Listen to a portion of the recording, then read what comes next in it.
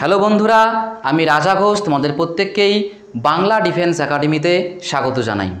দেখো, আজকে কিন্তু আমি একটি নতুন ক্লাস, নতুন একটা টপিক নিয়ে উপস্থিত হয়েছি। আমরা অনেক দিন থেকেই বলছিলাম যে আসন্ন ডাব্লিউপি কনস্টেবল এক্সামকে আমরা ফোকাস করে একটি মিশন পুলিশ নামে ব্যাচ লঞ্চ করব। তো সেই ব্যাচটি কিন্তু আমাদের অলরেডি ইউটিউবে লঞ্চ করা হয়ে গিয়েছে এবং এই মিশন পুলিশ এই ব্যাচের আন্ডারেই কিন্তু আমি তোমাদের এখন থেকে করাবো হচ্ছে ইংলিশ। ঠিক আছে, ইংলিশ যে সাবজেক্টটি রয়েছে সেটি কিন্তু আমি তোমাদের করাতে চলেছি। তো এই যে আমাদের মিশন পুলিশ যে ব্যাচটা, এটা কিন্তু পুরোপুরি 2025-এর যে ডাব্লিউবিপি কনস্টেবলের এক্সামটি হতে চলেছে সেই এক্সামকে ফোকাস করেই কিন্তু এই ব্যাচটা আমরা এই ইউটিউবের মাধ্যমে কিন্তু আমরা লঞ্চ করেছি। তো এই মিশন পুলিশ যে আমাদের ব্যাচটি, এই ব্যাচের আন্ডারে কিন্তু আমি তোমাদের ইংলিশ করাবো এবং বাকি স্যাররা যারা রয়েছেন তারা তোমাদের ম্যাথ, রিজনিং, ঠিক আছে, তারপরে জিকে, জিএস, কারেন্ট অ্যাফেয়ার্স সমস্ত বিষয় কিন্তু এখানে ক্লাস করানো হবে। তো আমি তোমাদের এসএসসি জিডির জন্য হিন্দি করাই, আর তোমাদের ডাব্লিউপি কনস্টেবলের জন্য এখন থেকে আমি ইংলিশ করানো শুরু করব। ঠিক আছে, আর তার সঙ্গে সঙ্গে তোমরা প্রত্যেকেই জানো যে আমি স্ট্যাটিক জিকেরও ক্লাস করাই, তো স্ট্যাটিক জিকের ক্লাসও কিন্তু আমি তোমাদের করাবো। তো যারা তোমরা 2025-এর ডাব্লিউপি কনস্টেবলের পরীক্ষা দিতে চলেছো তারা অবশ্যই আর সময় নষ্ট করো না, এখনই আমাদের এই চ্যানেলটিকে সাবস্ক্রাইব করে পাশে থাকা বেল আইকনটি প্রেস করে রাখো। আমরা কিন্তু এখন থেকে সপ্তাহে বলতে পারো প্রত্যেক দিনই এই চ্যানেলে কিন্তু ক্লাস করাবো এই ডাব্লিউপি কনস্টেবল এক্সামকে ফোকাস করে। তো আজকে আমি ইংলিশের ক্লাসটি শুরু করছি, তবে যেহেতু এটা আমার প্রথম ক্লাস, তো প্রথম ক্লাসে আমি তোমাদের এই ইংলিশ সাবজেক্টের যে সিলেবাস, সেই সিলেবাস সম্বন্ধে কিন্তু আমি তোমাদের অবগত করাবো। যেমন দেখো, আমি থাম্বনেলে লিখে দিয়েছি সেই জন্য যে মোস্ট ইম্পর্টেন্ট টপিকস, মানে ইংলিশের কোন টপিকগুলো তোমাদের পড়তে হবে বা কোন টপিকগুলো সবচেয়ে বেশি গুরুত্বপূর্ণ, আর তার সঙ্গে সঙ্গে কোন টপিক থেকে কতগুলো প্রশ্ন আসে। দেখো, সিলেবাস তো অনেক রকম হয়ে থাকে, তাই না? তো প্রত্যেকটার জন্য কিন্তু যে টপিকগুলো সেগুলো কিন্তু আলাদা আলাদা ইম্পর্টেন্স থাকে। এটা কিন্তু পরীক্ষার ওপর, যেমন ডাব্লিউবি পরীক্ষা কিংবা আরও যে অন্যান্য ডাব্লিউবিসিএস বলো কিংবা এসএসসি, সিজিএল, এমটিএস বলো, প্রত্যেকটার কিন্তু নাম্বারও অন্যরকম হয় এবং যে প্রশ্নের লেভেল বা টপিকও কিন্তু ওয়েটেজ কিন্তু ভ্যারি করে। ঠিক আছে, তো সেই জন্য তোমাদের ডাব্লিউবি পরীক্ষার জন্য ইংলিশের যে ইম্পর্টেন্ট টপিকগুলো সেগুলো আলোচনা করব, তার সঙ্গে সঙ্গে কোন টপিক থেকে কতগুলো করে প্রশ্ন আসে সেই বিষয়ে আমি আলোচনা করব। তো তোমরা কিন্তু ক্লাসটি একদম শুরু থেকে শেষ পর্যন্ত দেখবে। আর তোমাদের আমি এই ক্লাসের শুরুতেই বলছি, আজকে তো বুঝতেই পারছো যে আমি তোমাদের ইম্পর্টেন্ট টপিক নিয়ে আলোচনা করব, সিলেবাস বলতে পারো তোমরা, সিলেবাস নিয়ে আলোচনা করব। তো এইবার তোমাদের প্রথম যে কাজটা হবে সেটা হচ্ছে তোমরা এখনই এই ক্লাসের যে কমেন্ট সেকশনে তোমরা প্রত্যেকেই তোমরা কমেন্ট করো যে ইংলিশ যে সাবজেক্টটা, এই সাবজেক্টটা নিয়ে কার কীরকম মনে করো মন্তব্য। অনেকে আছে ইংলিশ নাম শুনলে অনেক ভয় পায়, অনেকে আছে কিছুটা ইংলিশ বোঝে কিছুটা বোঝে না, তাই না? কেউ বেসিক থেকে ক্লাস করতে চায়, কেউ অ্যাডভান্স ক্লাস করতে চায়। তো তোমাদের নিজের যে মন্তব্য সেটা অবশ্যই কমেন্টের মাধ্যমে আমাকে জানাবে, তাতে করে পরবর্তী যে ইংলিশের ক্লাসগুলো আমি কিন্তু সেই কমেন্টের ওপর ভিত্তি করেই কিন্তু আনতে পারবো। সেই জন্য প্রত্যেকেই তোমরা কমেন্টের মাধ্যমে জানাও, ঠিক আছে? কার কীরকম ক্লাস লাগবে, কার কী সমস্যা, সমস্ত কিছু তোমরা কমেন্টের মাধ্যমে জানাও। আমি তোমাদের প্রত্যেকটি কমেন্ট আমি দেখব, আর যদি সম্ভব হয় তাহলে আমি কিন্তু প্রত্যেককেই আমি রিপ্লাইও করব। ঠিক আছে, তো অবশ্যই কমেন্টটা করবে। তো চলো এবার আমরা দেখে নেই ইংলিশের সিলেবাস। তবে ইংলিশের সিলেবাস দেখার আগে তোমরা একটু দেখে নাও ডাব্লিউবিপি কনস্টেবলের যে এক্সাম প্যাটার্ন, মানে কোন টপিক থেকে কত নাম্বার আছে সেটা একটু বলে দিই আমি আগে। ঠিক আছে, তোমরা অনেকেই জানো, তো আমি তোমাদের এইভাবে ক্লাসটা করাচ্ছি যে তোমরা মনে করো এমন রয়েছো যে অনেকে একদম বিগিনার, তাই না? তাদের যে কথা কিন্তু মাথায় রেখে আমি সমস্ত কিছু তোমাদের সামনে তুলে ধরছি। দেখো, তোমাদের যে এক্সাম প্যাটার্ন সেখানে কিন্তু ম্যাথ থেকে আসবে 25টা প্রশ্ন, নাম্বারও থাকবে 25। ঠিক আছে, এটা হচ্ছে কোশ্চেন, এটা হচ্ছে মার্ক। 2 নম্বরে কি রিজনিং,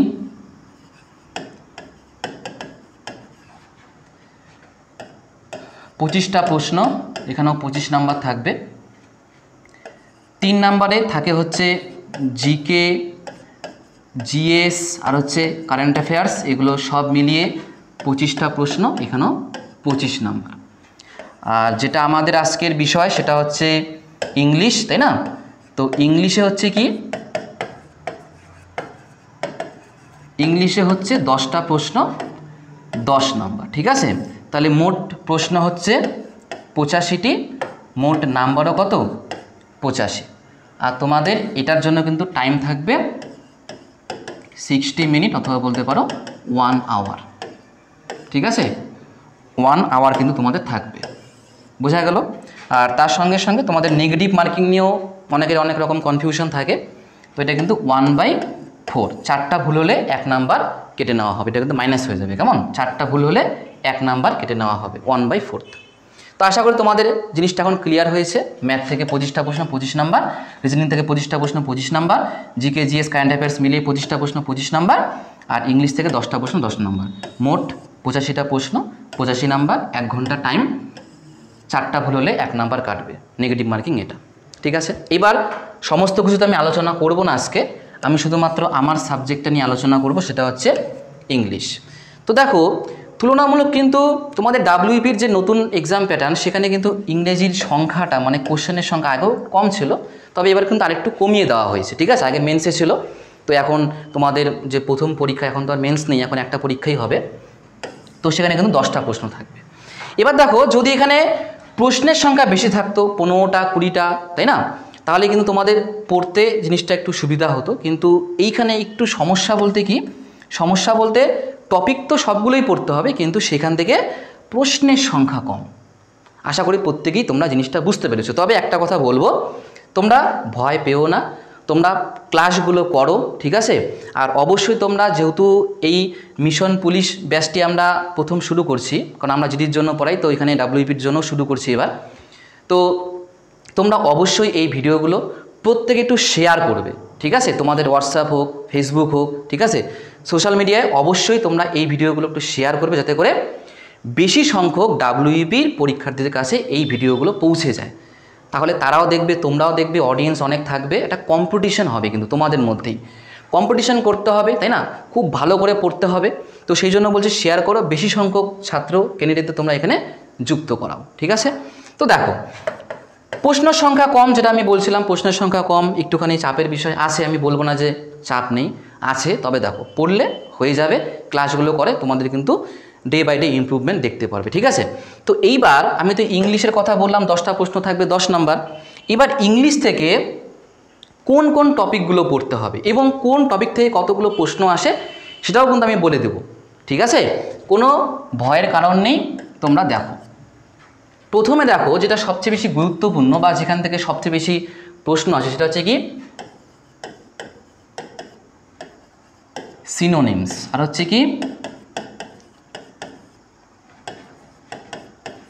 অ্যান্টোনিমস। কি বললাম? সিনোনিমস আর অ্যান্টোনিমস। সিনোনিমস মানে হচ্ছে সমার্থক শব্দ, শব্দ অনেকগুলো থাকবে কিন্তু তাদের মানে থাকবে একই, ওটাকে আমরা সিনোনিমস বলি, সমার্থক শব্দ বলি। অ্যান্টোনিমস মানে জানো, অপোজিট ওয়ার্ড বা বিপরীত শব্দ, তাই না? এইবার এই যে সিনোনিমস আর অ্যান্টোনিমস, এই দুটো মিলে তোমরা ধরতে পারো দুটো করে প্রশ্ন আসবে। তবে আমি বলবো, যেহেতু আমাদের প্রশ্নের সংখ্যা একটু কম, তো সেই জন্য আমি বলবো দুটো মিলিয়ে 3 থেকে 4টা প্রশ্ন তুমি পরীক্ষায় এই সিনোনিমস অ্যান্টোনিমস থেকে দেখতে পারবে। কতগুলো? দুটো মিলিয়ে 3 থেকে 4। তবে একটা জিনিস মাথায় রাখবা, সিনোনিমস কিন্তু পরীক্ষায় বেশি জিজ্ঞেস করা হয়, বুঝতে পেরেছো? তাহলে দুটো টপিক মিলে কত নাম্বার? 3 থেকে 4 নাম্বার, মানে 3 থেকে 4টা প্রশ্ন আসবে, ঠিক আছে? তাহলে কতটা গুরুত্বপূর্ণ নিজেরা একটু এখনই বুঝে নাও, তাই না? এগুলো তোমাকে খুব ভালো করে পড়তেই হবে, ঠিক আছে? 3 নাম্বারে কি, এটাও খুব গুরুত্বপূর্ণ, ফিল ইন দ্য ব্ল্যাঙ্কস, ঠিক আছে? Fill in the blanks. তো ফিল ইন দ্য ব্ল্যাঙ্কসও কিন্তু খুবই গুরুত্বপূর্ণ, ঠিক আছে? এখান থেকেও তুমি ধরে চলো দুটো প্রশ্ন তুমি দেখতে পারবে, দুটো প্রশ্ন, ঠিক আছে? এবার ফিল ইন দ্য ব্ল্যাঙ্কস কিন্তু এবার তোমাদের মনে হতে পারে শূন্যস্থান পূরণ তো বুঝলাম, এবার শূন্যস্থান পূরণের মধ্যে কি কি এমন আসতে পারে বা কি কি টপিক থেকে আমাদের শূন্যস্থান পূরণ দিতে পারে। তো দেখো, এখান থেকে আমি একটু ভাগ করে দিই, যে যেমন যদি বলি আমি যে ফিল ইন দ্য ব্ল্যাঙ্কস তোমার যদি উত্তর করতে চাও তোমাকে ভালো করে পড়তে হবে হচ্ছে ফ্রেজাল ভার্ব। কী পড়তে হবে? ফ্রেজাল ভার্ব, যেটাকে গ্রুপ ভার্ব বলো। এবং গ্রুপ ভার্ব তোমাদের কারো কিন্তু অপরিচিত জিনিস নয়, প্রত্যেকেই তোমরা গ্রুপ ভার্ব ফ্রেজাল ভার্বের কথা শুনেছো, পড়েছো, ক্লাস 9, 10, 11, 12 কিন্তু পড়েছো। ফ্রেজাল ভার্ব থেকে শূন্যস্থান পূরণ আসবে।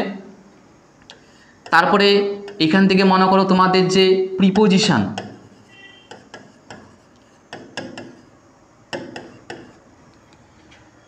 কি বললাম? প্রিপোজিশন। তারপরে কি? আর্টিকেল। তারপরে হচ্ছে কি? টেন্স। টেন্সের মনে করো এখানে ভার্ব বলতে পারো, টেন্সের ভার্বের রূপ, সেখান থেকেও তোমাদের কিন্তু ফিল ইন দ্য ব্ল্যাঙ্কস আসবে। প্রিপোজিশন প্লাস হচ্ছে তুমি এখানে লিখলাম না, জায়গা একটু কম আছে, অ্যাপ্রোপ্রিয়েট প্রিপোজিশন, ঠিক আছে? অ্যাপ্রোপ্রিয়েট প্রিপোজিশন, তারপরে হচ্ছে ফ্রেজাল ভার্ব, আর্টিকেল, টেন্স। টেন্সের যে ভার্বের ফর্মগুলো হয়, তাই না? টেন্স পড়তে গেলে তোমরা জানো অনেকগুলো গঠন করতে হয়। তো সেই হিসাবে তোমাদের কিন্তু এই সমস্ত টপিকগুলো খুব ভালো করে পড়তে হবে। কিসের জন্য? এই ফিল ইন দ্য ব্ল্যাঙ্কস করার জন্য। কতগুলো প্রশ্ন আসে? দুটো কিন্তু প্রায় তুমি ধরে চলতে পারো, এখান থেকে প্রশ্ন আসবে। বোঝা গেল? এরপরে যেটা আরেকটা গুরুত্বপূর্ণ তোমাদের টপিক রয়েছে, সেটা হচ্ছে বলতে পারো তোমরা স্পটিং এরর। কি বললাম? Spotting error. স্পটিং এরর মানে তোমাকে একটা বাক্য দেওয়া থাকবে এবং সেই বাক্যটাকে 3টা খণ্ডে ভাগ করা থাকবে। এবার কোন খণ্ডে ভুল রয়েছে তোমাকে জাস্ট ভুলটা বের করতে হবে। অনেক সময় ভুল থাকে, অনেক সময় থাকে না। যখন আমি করাবো জিনিসগুলো বুঝতে পারবা। জাস্ট এতটুকু বুঝে রাখো যে স্পটিং এরর মানে ভুল বের করা, কেমন? বাক্যের মধ্য থেকে। এইখান থেকেও তোমাদের প্রশ্ন একটা ধরে রাখতে পারো, 1 থেকে 2টা, হ্যাঁ, 1 থেকে 2টা তুমি প্রশ্ন ধরে রাখতে পারো, কারণ যেহেতু আমাদের প্রশ্নের সংখ্যা 10 খুব কম, ঠিক আছে? এবার স্পটিং এরর পড়ার জন্য কিন্তু তোমাকে বেসিক গ্রামারগুলো শিখতে হবে। যেমন বেসিকের মধ্যে তোমার টেন্স পড়ে, তার সঙ্গে সঙ্গে তোমাদের কিন্তু পড়তে হবে কি? Parts of speech. Parts of speech এগুলো কোনো মতেই স্কিপ করা যাবে না। বোঝা গেল? পার্টস অফ স্পিচ খুব ভালো করে পড়তে হবে, টেন্স খুব ভালো করে পড়তে হবে, তাহলেই তুমি স্পটিং এরর করতে পারবে, বাক্য থেকে ভুল বের করতে পারবে। খুবই গুরুত্বপূর্ণ কিন্তু এই একটা টপিক। বুঝতে পেরেছো? আচ্ছা, এইবার দেখো আরও তোমাদের কিছু টপিক রয়েছে। আরও টপিকের মধ্যে কি রয়েছে দেখো। 5 নম্বরে এবার মনে করো যেমন এখান থেকে ভোক্যাব তোমরা দেখতে পেলে, সিনোনিমস অ্যান্টোনিমস, ঠিক আছে? আমি কিন্তু এখানে যার যেরকম ওয়েটেজ আমি কিন্তু সেভাবে তোমাদের সাজাচ্ছি, কেমন? আচ্ছা, এরপরে তোমাদের কিন্তু আরও ভোক্যাবের কিন্তু কিছু পার্ট রয়েছে, ঠিক আছে? তো আগে ভোক্যাবগুলো আমি তোমাদের দেখিয়ে দিই। যেমন মনে করো একটা আছে কি? One word substitution. One word substitution. One word substitution এখান থেকেও তুমি ধরে চলতে পারো 0 থেকে 1, হ্যাঁ, এটা 0 থেকে 1 আমি দিলাম। বর্তমান 10টা যেহেতু প্রশ্ন, সেই জন্য আসতেও পারে আবার নাও আসতে পারে, তবে স্কিপ করা কিন্তু যাবে না ভাই, ঠিক আছে? যে এখানে আমি লিখালাম যে 0 থেকে 1, তার মানে আমি পড়বো না, তাহলে কিন্তু ভাই হবে না। কারণ দেখো 10টা মাত্র প্রশ্ন। এবার তুমি যদি এটাকে বাদ দিয়ে দাও যে যেহেতু আমি এখানে 0 থেকে 1 দিলাম, এবার তাতে করে দেখা গেল তোমার পরীক্ষাতে একটা প্রশ্ন এখান থেকেই দিল, তখন তুমি পারবে না, তোমার 1 নাম্বার কিন্তু সেখান থেকে তোমার কম হয়ে যাবে। সেই জন্য তোমাকে জিনিসগুলো পড়তে হবে। প্রশ্ন আসবে, আমরা ধরে চলবো, আমরা সবসময় পজিটিভ চিন্তাভাবনা করব, ঠিক আছে? তারপরে তো যেহেতু সংখ্যা আমাদের প্রশ্নের সংখ্যা কম, নাম্বারের কম, তো এক একটা তোমাদের মনে করো যে টপিক নাই আসতে পারে, তবে পড়তে হবে সব। তারপরে কি? ইডিয়মস, ঠিক আছে? ইডিয়মস, ঠিক আছে? ইডিয়মস অ্যান্ড ফ্রেজেস পড়তে হবে। ইডিয়মস অ্যান্ড ফ্রেজেস এখান থেকে তুমি একটা প্রশ্ন ধরে চলতে পারো, কারণ এখান থেকে প্রশ্ন কিন্তু দেয়, ঠিক আছে? প্রশ্নের সংখ্যা কম হলেও এখান থেকে প্রশ্ন দেয়। তবে আরেকটা জিনিস, ইডিয়মস অ্যান্ড ফ্রেজ থেকে কিন্তু আবার তোমাদের সরাসরি জিজ্ঞেস না করে তোমাদের কিন্তু ফিল ইন দ্য ব্ল্যাঙ্কসেও কিন্তু এখান থেকে প্রশ্ন দিয়ে দেয়। যেমন ইডিয়মস আর ফ্রেজ মানে কি? আমাদের যেমন বাগধারা আমরা বলি না, তো সেই রকম জিনিসগুলো, কেমন? তো ফিল ইন দ্য ব্ল্যাঙ্কস থেকেও কিন্তু এখানে ইডিয়মস ফ্রেজ থেকে জিজ্ঞেস করা হয়। বুঝতে পেরেছো? তাহলে ফিল ইন দ্য ব্ল্যাঙ্কসে এখানে আরেকটা টপিক তোমরা যোগ করে দিবে, ঠিক আছে? তো এই তোমাদের কিছু টপিক আমি করালাম, ঠিক আছে? 0 থেকে 1 ওয়ার্ড, আর হচ্ছে ইডিয়মস দিয়েছি একটা আসবে, তাই না? এরপরে আমি পরের পেজে লিখছি। দেখো এরপরে তোমরা এগুলো আগেই পড়েছো, এটা কত নাম্বার ছিল? 6 নাম্বার। 7 নাম্বারে দেখো তোমরা ভয়েস কিন্তু প্রত্যেকে পড়েছো, ভয়েস পড়েছো না? ক্লাস 7, 8, 9, 10-এ কিন্তু এগুলো থাকে, voice, active voice, passive voice পড়তে হবে। তারপরে 8 নাম্বারে কি? ন্যারেশন। ন্যারেশন তোমরা প্রত্যেকেই পড়েছো। ন্যারেশন পড়তে গেলে তোমাদের কত ধরনের সেন্টেন্স সেগুলো পড়তে হয়, টেন্সের গঠন তোমাকে জানতে হয়। এই দুটো কিন্তু পুরোপুরি কার ওপর ডিপেন্ড করে আছে? টেন্সের ওপর। কিসের ওপর? টেন্সের ওপর। টেন্স আগে করতে হবে, তারপরেই তোমাকে ভয়েস চেঞ্জ, তারপরেই তোমাকে ন্যারেশন শিখতে হবে, কেমন? তো এইখান থেকেও আমি দুটো মিলে ধরে চলবো। একটা প্রশ্ন হয় ভয়েস থেকে দিল প্রশ্ন, অথবা ন্যারেশন থেকে প্রশ্ন দিবে, ঠিক আছে? আচ্ছা, এরপরে তোমাদের কিন্তু এর আগের ডাব্লিউবির পরীক্ষায় দেখা গিয়েছে যে প্রোভার্ব থেকেও কিন্তু প্রশ্ন দেয়। কিসের থেকে? প্রোভার্ব থেকেও তোমাদের প্রশ্ন দেয়, প্রোভার্ব, ঠিক আছে? আমাদের যেরকম ওই বাংলায় কিছু প্রচলিত কথা আছে না, তো সেই রকম কিন্তু ওগুলোকে আমরা প্রোভার্ব বলি। যেমন মনে করো আমি একটা তোমাদের উদাহরণ দিচ্ছি যদি বুঝতে না পারো। নাচতে না জানলে উঠোন বেঁকা, এরকম কথাগুলো আছে না? নাচতে না জানলে উঠোন বেঁকা, তো সেগুলো কিন্তু আমরা প্রোভার্ব বলি। তো তোমার মনে করো এখানে প্রোভার্ব থেকেও প্রশ্ন আসে। এমনকি তোমাদের কিন্তু সেন্টেন্স, কি বললাম? সেন্টেন্স, সেন্টেন্স থেকেও তোমাদের প্রশ্ন আসে, ঠিক আছে? কি বললাম? সেন্টেন্স থেকেও তোমাদের প্রশ্ন আসে। তার সঙ্গে সঙ্গে আরেকটা খুবই গুরুত্বপূর্ণ, সেটা হচ্ছে স্পেলিং। কি বললাম? স্পেলিং। স্পেলিংও কিন্তু খুবই একটি গুরুত্বপূর্ণ। তোমরা এখান থেকে 1 নাম্বার ধরে চলো, একটা প্রশ্ন এখান থেকে ধরে চলো, ঠিক আছে? আর এগুলো আমি 0 থেকে 1 তোমাদের বললাম, ঠিক আছে? একটা প্রশ্ন আসতে পারে। তো মোটামুটি কিন্তু এগুলো তোমরা যদি ভালো করে পড়ে যাও, তোমাদের কিন্তু মোটামুটি নাম্বার কিন্তু 10-এর মধ্যে 10টাই কিন্তু কমন পাবে, ঠিক আছে? তো এর বাইরেও আরও অনেক কিছুই আছে, যেমন তোমাদের আমি বললাম এগুলো তোমাদের পড়তে হবে বেসিকের হিসেবে। আমি তোমাদের পরে পেজে বলছি, যেটাখানে জিনিসটা আমি রিভিশন করে দিই। যেমন দেখো সিনোনিমস, অ্যান্টোনিমস থেকে কতগুলো? 3 থেকে 4টা। ফিল ইন দ্য ব্ল্যাঙ্কস থেকে প্রায় 2টো প্রশ্ন আসবে, সেগুলোর মধ্যে তোমাকে phrasal verb, preposition, appropriate preposition, article, টেন্সের যে ভার্বের ফর্ম সেগুলো, এমনকি ইডিয়মস থেকেও তোমাদের ফিল ইন দ্য ব্ল্যাঙ্কস আসে। এবং তারপরে স্পটিং এরর খুবই গুরুত্বপূর্ণ বিষয়, 1 থেকে 2টো প্রশ্ন। ওয়ান ওয়ার্ড সাবস্টিটিউশন 0 থেকে 1 দিয়েছি, কোনো সময় আসবে কোনো সময় আসবে না, কারণ যেহেতু প্রশ্নের সংখ্যাটা কম। তারপরে কি? ভয়েস ন্যারেশন করতে হবে, দুটো মিলে আমি একটা প্রশ্ন দিয়েছি, যে একটা প্রশ্ন আসতে পারে। প্রোভার্ব আর সেন্টেন্স মিলে একটা প্রশ্ন বা নাও আসতে পারে। স্পেলিং থেকেও কিন্তু একটা কিংবা তোমরা এটা না 2টাও ধরতে পারো, হ্যাঁ? 1 থেকে 2টা প্রশ্ন তোমাদের কিন্তু এখান থেকে আসবে। বোঝা গিয়েছে? তাহলে এগুলো কিন্তু মোস্ট ইম্পর্টেন্ট টপিক, এখান থেকে কিন্তু সরাসরি প্রশ্ন আসবে, ঠিক আছে? এইবার তোমাদের কিন্তু শুধুমাত্র যে সিলেবাস হয়ে গেল, ওয়েটেজ দেখে গেলে তাহলে কিন্তু হবে না, পড়ার কিছু সিস্টেম আছে। তোমাদের প্রথমে বেসিক কিছু জিনিস পড়তে হবে। কি বললাম? বেসিক কিন্তু ইংলিশের কিছু টপিক তোমাদের পড়তে হবে, যার মধ্যে তোমার আছে পার্টস অফ স্পিচ। কি বললাম? পার্টস অফ স্পিচ তোমাকে 2 নাম্বারে পড়তে হবে। এটা হয়ে গেলে টেন্স তোমাকে পড়তে হবে বা জানতে হবে, ক্লজ একটু জানতে হবে, ক্লজ জানতে হবে, তোমাকে সেন্টেন্স পড়তে হবে, ঠিক আছে? এগুলো কিন্তু বেসিকের মধ্যে তোমাকে জিনিসগুলো পড়তে হবে। বোঝা গেল? সেন্টেন্সের যে স্ট্রাকচারগুলো হয়, যেমন দেখো আমি তোমাদের একটা স্ট্রাকচার দিয়ে বোঝাচ্ছি।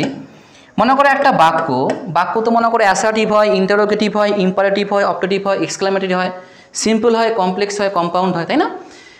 যেমন দেখো তোমরা এটা অনেক শুনেছো যে ইংলিশের যে বাক্য সেটা কিন্তু সাবজেক্ট ভার্ব অবজেক্ট দিয়ে কিন্তু শুরু হয়। এটা আমাদের বেসিক কিন্তু একটা গঠন। তাহলে এই গঠনটাই কি? এটাই তো সেন্টেন্স। তো সেন্টেন্সের গঠনগুলো জানতে হবে, তোমাকে বুঝতে হবে। যেমন দেখো সাবজেক্টের বাংলা কি? কর্তা। কর্তা কি? তাই না? ভার্ব মানে হচ্ছে ক্রিয়া জিনিসটা কি? অবজেক্ট মানে কর্ম। এগুলা কি? তোমরা কি করে এগুলোকে খুঁজে পাবে, তাই না? সব কিছু তোমাকে বুঝতে হবে। আমি একটু তোমাদের পার্টস অফ স্পিচ সম্বন্ধেও বলছি।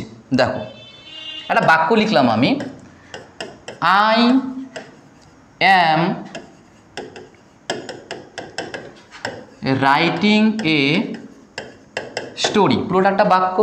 এই বাক্যগুলো দেখো আমাদের কতগুলো ওয়ার্ড নিয়ে তৈরি হয়েছে, কতগুলো ওয়ার্ড নিয়ে তৈরি হয়েছে। তোমাকে কিন্তু এই জিনিসগুলো বুঝতে হবে, এগুলো কিন্তু বেসিক জিনিস। আই আছে, অ্যাম আছে, রাইটিং আছে, এ আছে, আর হচ্ছে স্টোরি আছে। 5টা কিন্তু শব্দ দিয়ে এখানে একটা বাক্য তৈরি হয়েছে। বাক্য কেন বলছি, কারণ এটা দিয়ে পুরোপুরি বাংলা মানে ক্লিয়ার আমরা বুঝতে পারছি, বক্তার মনের ভাব আমরা বুঝতে পারছি যে আমি একটি গল্প লিখছি। তো আমিটা কি, আমিটা হচ্ছে একটা প্রোনাউন, কি বললাম, প্রোনাউন। অ্যামটা হচ্ছে কি একটা হেল্পিং ভার্ব, কি বললাম, হেল্পিং ভার্ব। রাইটিংটা কি, এটা হচ্ছে আমাদের মেন ভার্ব, তার সঙ্গে যুক্ত হয়েছে আইএনজিটাকে আমরা সংক্ষেপে বলি হচ্ছে V4, নাম হচ্ছে প্রেজেন্ট পার্টিসিপল, ঠিক আছে। এ হচ্ছে কি, এ হচ্ছে আমাদের একটা আর্টিকেল। স্টোরি হচ্ছে কি একটা আমাদের নাউন, নাউন এটা হচ্ছে কমন নাউনের মধ্যে পড়ে। তো দেখো এই যে প্রত্যেকটা শব্দ, প্রত্যেকটা ওয়ার্ড, এটা কিন্তু আলাদা আলাদা কিন্তু এদের বৈশিষ্ট্য রয়েছে, আলাদা আলাদা কিন্তু এরা ভাগে বিভক্ত। আই হচ্ছে প্রোনাউন, অ্যাম হচ্ছে হেল্পিং ভার্ব, রাইটিং হচ্ছে মেন ভার্ব, তার সঙ্গে আইএনজি যেটাকে আমরা V4 বলি, প্রেজেন্ট পার্টিসিপল বলি, এ হচ্ছে একটা আর্টিকেল, স্টোরি হচ্ছে একটা নাউন। তোমাদের এই জিনিসগুলো বুঝতে হবে। এবার তোমাদের মাথায় প্রশ্ন আসতে পারে যে এগুলো কেন বলছে, এগুলো কেন বলা হচ্ছে। তো এগুলো বলার কারণটা হচ্ছে, তোমাকে দেখো, তুমি যখন একটা ল্যাঙ্গুয়েজের প্রিপারেশন নিবে তখন তোমার এই ছোট্ট ছোট্ট জিনিসগুলো কিন্তু পুরো সিলেবাস করতে কিন্তু কাজে লাগবে, বা অজানা প্রশ্নও কিন্তু তোমাকে এই বেসিক কনসেপ্টগুলো হয়তো বা সঠিক করিয়েও বা দিতে পারে। তুমি যদি বেসিক কনসেপ্টগুলো ক্লিয়ার রাখো তাহলে কি হবে, দেখা গেল যে একটা প্রশ্ন, এমন প্রশ্ন আসলো, সেই প্রশ্নটা হয়তো তুমি করোনি, কিন্তু তোমার কিছু বেসিক এমন কনসেপ্ট জানা আছে যেটার দিয়ে হয়তো তুমি সেটাকে সলভ করতে পারবে। তো এরকমই কিন্তু জিনিসগুলো হয়। তো সেই জন্য তোমাকে বেসিকটা ইমপ্রুভ করতে হবে, এবং সিলেবাসে যা আছে সেগুলো তো তোমাকে করতেই হবে। বোঝা গিয়েছে? তো আজকে কিন্তু আমি তোমাদের সামনে পুরোপুরি মনে করে একটা, বলতে পারো একটা পুরোপুরি স্ট্রাকচার আমি তুলে ধরলাম, পুরো সিলেবাস, তারপরে ইংলিশের কি কি টপিক রয়েছে, কোনটার কি ওয়েটেজ, এবং বেসিকের মধ্যে কি কি পড়তে হবে, কেন পড়তে হবে। পার্টস অফ স্পিচ নিয়ে আমি বললাম কেন পার্টস অফ স্পিচ আমি পড়বো। তো পার্টস অফ স্পিচ পড়লেই তোমরা এই যেরকম করে সবগুলো ওয়ার্ড কিন্তু বুঝতে পারবে, কোনটা কোন ধরনের শব্দ, কোনটা নাউন, কোনটা প্রোনাউন, কোনটা অ্যাডজেক্টিভ। তোমরা প্রত্যেকেই শুনেছো, বাংলা যেরকম পদ পদ করেছো, সেরকম ইংলিশে হচ্ছে পার্টস অফ স্পিচ, ঠিক আছে। তো আমি কিন্তু তোমাদের সামনে একদম বেসিক জিনিসগুলো আজকে তুলে ধরলাম, যেহেতু প্রথম ক্লাস, আর তোমাদের কীরকমভাবে পড়তে হবে, কি বৃত্তান্ত, ঠিক আছে। আরও আমি ক্লাস নিয়ে আসবো, কোনো চাপের বিষয় নেই। আর তার সঙ্গে সঙ্গে আমি কিন্তু তোমাদের খুব তাড়াতাড়ি টপিক ওয়াইজও ক্লাস শুরু করব। তো আর ভিডিওর প্রথমে যেটা বলেছিলাম আমি, যে তোমরা কমেন্টের মাধ্যমে জানাও কার কী সমস্যা, ইংরেজি নিয়ে কার কী মন্তব্য, তোমরা প্রত্যেকেই কমেন্টের মাধ্যমে জানাও আমাকে। তাহলে আজকের এই ক্লাসটি আমি এখানেই সমাপ্ত করলাম। তোমাদের প্রত্যেকের সঙ্গে খুব তাড়াতাড়ি আবার দেখা হচ্ছে। তো আজকের এই ক্লাসটি আমি এখানেই শেষ করলাম।